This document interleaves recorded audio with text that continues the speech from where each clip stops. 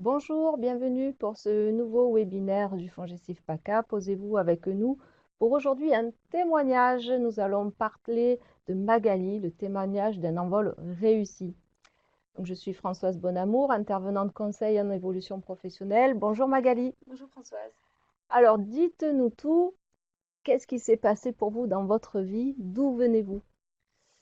Waouh, d'où je viens? Donc de Marseille. Je suis fière d'être marseillaise. J'ai un parcours plutôt littéraire. J'ai tout de suite de petite aimé l'anglais, donc je me suis dirigée vers les langues. Ça m'a amenée vers une école de tourisme. J'aimais le contact avec le client et donc depuis une quinzaine, vingtaine d'années, je travaille donc dans l'aérien en tant qu'agent d'escale à l'aéroport de Marseille pour une compagnie aérienne. Et mon métier consiste donc à l'enregistrement, l'embarquement, l'assistance aux passagers, euh, la préparation à leur vol. Alors, Voilà. vous avez décidé de changer de vie tout en restant en lien avec Oui, l'aérienne. Dites-nous pourquoi. justement, en étant littéraire et quand vous n'êtes pas forcément très bonne en maths, vous n'imaginez jamais que d'autres ouvertures peuvent un jour s'ouvrir à vous, d'autres portes peuvent s'ouvrir à vous. Et j'ai côtoyé du coup, par mon métier, le monde des navigants et particulièrement des pilotes, donc des personnels navigants techniques, donc appelés communément pilotes. J'ai découvert les cockpits, le voyage, la préparation de vol, la navigation. Je me suis intéressée d'abord à voler en aéroclub, donc j'ai trouvé ça extraordinaire d'avoir cette sensation de voler, d'avoir le monde à portée de main. Et puis après, dans ma vie personnelle, j'ai eu un jour un déclic à me dire pourquoi pas, puisque je voyais tous ces pilotes qui me disaient c'est pas forcément le meilleur en sciences, en maths, en physique qui réussit, c'est celui qui a le plus de volonté, de rêve. Et j'en étais à un parcours de ma vie où je me suis dit pourquoi pas, j'ai rien à perdre, je vais le tenter. Je suis quelqu'un de très volontaire, de très têtu. Donc, je me suis dit, voilà, je ne vais pas juste m'arrêter à piloter des petits avions pour le fun. Je vais vraiment tenter la reconversion pilote de ligne. Donc, on peut dire que ce sont ces contacts avec des professionnels. Vous Oui, avez touché du doigt le le métier. métier qui vous a permis d'avoir le déclic et de voir quels étaient vos atouts ou alors peut-être vos freins pour pouvoir exercer ce métier. Alors, qu'est-ce qui vous a permis à ce moment-là de vous lancer? Qu'est-ce qui m'a permis de me lancer? Est-ce qu'il y a eu un Euh, moment dans votre vie où vous vous êtes dit, ça y est, c'est maintenant et oui, ça ne pouvait parce pas l'être il y a que 3 4 ans et ça ne le sera pas dans 10 ans? ben voilà, je suis à un parcours de ma vie personnelle justement où souvent on se remet en question sur sa vie personnelle, professionnelle, etc. Je volais donc en aéroclub pensant que, à part pilote privé, donc comme on appelle d'avions légers, de petits avions, je ne pensais pas que le monde du pilote professionnel était à ma portée.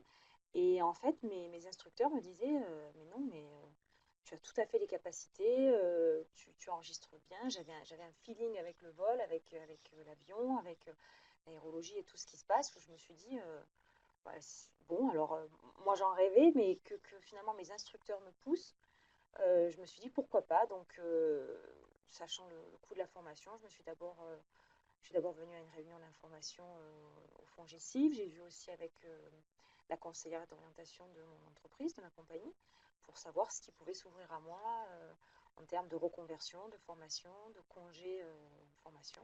D'accord. Et donc je me suis adressée au FONGECIF. Donc, à l'époque, il a fallu mettre en avant pour la commission paritaire, comme quoi, par exemple, vous aviez des atouts en plus que, par exemple, les hommes pour pouvoir devenir pilote de ligne. Qu'est-ce que vous avez mis en avant à ce sujet-là? Alors, c'est vrai que être une femme aujourd'hui, alors dans le monde, je dirais non pilote, ça surprend beaucoup, mais finalement, les compagnies cherchent une parité, cherchent à avoir dans les cockpits, parce qu'actuellement il n'y a que 20% de pilotes femmes, les compagnies cherchent à avoir des femmes pilotes parce qu'elles ont une approche différente du pilotage, différente au niveau de la machine. Il y a aussi une personnalité, un caractère différent. On peut peut-être dire, je ne veux pas être pro-femme, mais c'est vrai qu'on est des fois plus posé, plus réfléchi que certains hommes. Je ne veux pas faire de généralité.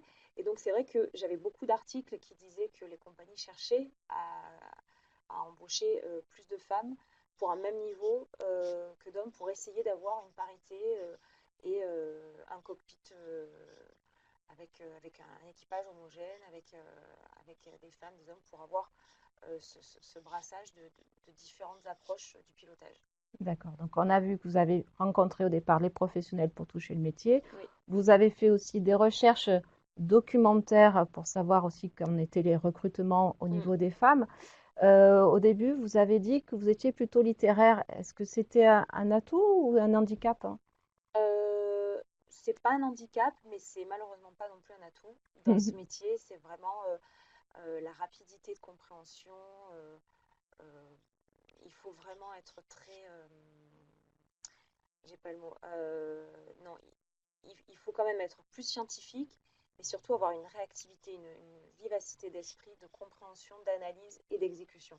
Et ça, vous avez eu conscience que vous l'aviez en vous et vous avez pu le mettre en avant pour Ma intégrer? motivation me l'a fait faire, et même dans mon travail, ça, je pense, en toute objectivité, être assez vif d'esprit. J'essaye de comprendre et d'appliquer vite, de cerner la situation et d'agir en conséquence.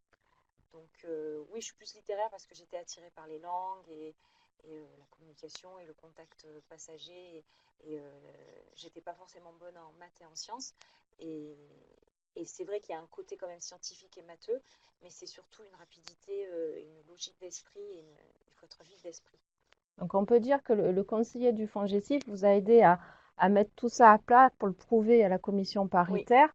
Et la commission s'est sûrement posé la question de l'argent, effectivement, parce que ce genre de formation coûte très cher oui, et il n'y avait pas une prise en charge globale. Donc, vous avez dû faire la preuve oui, que vous aviez anticipé le fait qu'il n'y aurait peut-être pas de rémunération sur tout le long de la formation tout à fait. et qu'au niveau du reste à charge aussi sur le coût de formation, Mm. vous alliez faire face. Comment avez-vous montré ça à la commission paritaire? À la commission paritaire, donc j'ai été très soutenue avec tous les conseillers du FONGECIF, d'abord à la première réunion d'information et ensuite avec ma conseillère personnelle qui m'avait dit de mettre en avant ce qu'il fallait pour que mon dossier puisse être euh, considéré.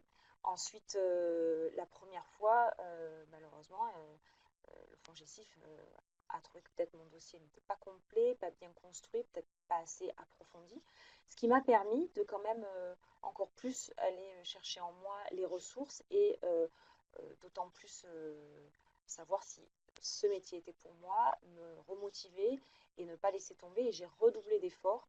Et au contraire, ça a été plus un atout, ce premier refus, parce que j'ai réussi à trouver via le fonds GESIF et aussi ma conseillère d'orientation de ma compagnie, tous les atouts qui pouvaient s'offrir à moi pour le financement. Donc j'ai développé tout ça dans mon dossier et j'ai également précisé que voilà, j'étais consciente de tout ce qui découlait de la formation, le fait que cette formation était effectivement plutôt atypique. C'est vrai qu'elle est coûteuse, elle est plus longue, elle dure au moins entre 2 et 3 ans, qu'à un moment donné, il fallait que je reprenne le travail, mais que j'étais encore en formation. Donc j'ai dû aussi faire des sacrifices. J'ai repris après mes 12 mois alloués par le fonds GESIF à mi-temps. J'ai vendu un appartement pour pouvoir payer le reste de ma formation. C'est des sacrifices, mais pour un super projet, pour une meilleure qualité de vie un jour, je l'espère et je pense. Alors du coup, aujourd'hui, vous en êtes où? Vous avez fait plus de la moitié de la formation? Comment J'ai ça fait se passe? une très grosse partie, puisque j'ai fait, on va dire, toute la partie théorique. Donc, on va dire, c'est quasi le plus dur, parce que c'est le plus studieux. C'est ce qu'on vous demande on demande énormément de travail à la maison, énormément de travail personnel. Après les cours théoriques, on vous demande de passer 14 modules. Euh, donc 14 modules qui englobent la mécanique avion, la motorisation, la navigation, le droit aérien, la communication. le massé centrage, enfin, donc il y en a 14 en tout, tous très intéressants. Et ensuite, la partie théorique, pardon, et ensuite, pardon, la partie pratique, donc de voler. On vous demande d'apprendre sur des petits coucous d'abord, donc de 4 places.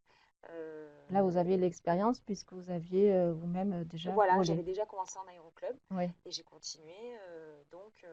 Alors j'ai préféré d'abord me concentrer parce que ça me demandait beaucoup d'efforts de faire et la théorie et la pratique. Certains élèves arrivent parce qu'ils n'ont pas le même âge que moi, parce qu'ils sortent de maths P, arrivent à cumuler les deux. Moi, en étant maintenant à Marseille, en ayant repris mon travail à mi-temps, je n'arrive pas à cumuler les deux, donc je finis ma théorie. Et j'avais commencé les vols, j'ai mis ça en stand-by pour ensuite, une fois que j'ai fini la théorie, pouvoir continuer uniquement la pratique. Parce que la pratique demande également des cours au sol, ce qu'on appelle des briefings, des préparations de vol. Ensuite, le vol et des débriefings. Et il y a quand même pratiquement 200 heures de vol minimum à faire, avec tout un tas d'étapes. Donc d'abord du vol à vue, ensuite du vol aux instruments, ensuite des simulateurs, ensuite du bimoteur, puisque d'abord vous volez sur un appareil à monomoteur, et puis après à bimoteur, ensuite on vole en équipage. Et donc voilà, c'est un long parcours, beaucoup d'épreuves, beaucoup d'étapes. Vous parlez d'épreuves, est-ce qu'il y a eu des moments où vous étiez un peu démotivé? Plus que démotivés, il faut que les candidats, si, qui que ce soit, envisagent une telle formation bah, c'est quand même conséquent. Il y a eu plus d'une ou deux fois où j'ai vraiment failli laisser tomber. C'était très dur. J'ai souvent pleuré, je dois l'admettre. Je pleurais devant les cours quand c'était très dur. Je pleurais en cours, je pleurais devant mes révisions. Et ce qui m'a remotivée, le soutien de mes amis, mais souvent, je repense à la lettre de motivation que j'avais fait au FONGECIF où j'avais dit je saurais honorer l'argent qui m'a été confié, l'argent, on a cru en moi, on m'a fait confiance et je ne peux pas déshonorer les gens et je ne peux pas je peux pas laisser tomber cette chance qui m'a été donnée, donc je m'accroche pour ça et j'irai jusqu'au bout. Quelle belle conclusion. Vous comptez travailler sur des compagnies à l'international ou national, vous ne savez pas encore? Mon rêve est de faire du long courrier. Malheureusement, quand vous commencez, c'est souvent du court, du moyen courrier. Le long courrier, pourquoi? Parce que le voyage, c'est quand même ma nature profonde. J'aime le voyage, j'aime la navigation, j'aime me réveiller à Paris et m'endormir à New York. Le lendemain, me réveiller encore à Paris et m'endormir à Tokyo, ça serait le rêve. Maintenant, avant d'apprendre à voler, il faut apprendre à marcher, donc c'est une expression, mais tout ça pour dire que je vais d'abord certainement voler sur du national, peut-être pour des compagnies européennes. J'aimerais bien sûr voler pour des compagnies françaises. Le vol de jet d'affaires me plairait aussi beaucoup. Ça demande beaucoup de préparation personnelle, puisque là, vous êtes souvent seul à faire toute la préparation du vol, alors que souvent dans la compagnie, vous êtes un petit peu quand même entouré. Il y a une préparation du vol faite en amont. Là, j'aimerais faire soit du jet privé, soit de la compagnie nationale ou peut-être européenne. Alors, si je pouvais faire de l'international, ça serait jackpot. Alors, on va suivre votre parcours. On reviendra vers vous quand vous aurez tout Très fini. volontiers. Donc, si on reprend par rapport à un projet de reconversion, il est très important de mettre en avant la cohérence du projet, mais aussi, bien sûr, le côté pertinence de la formation et de son financement. On a vu avec Magali qu'il y avait eu des sacrifices financiers. Et derrière, les perspectives d'emploi, ce sont bien les trois critères que regardent les commissions paritaires. Et en plus, c'est écrit dans les décrets depuis la réforme.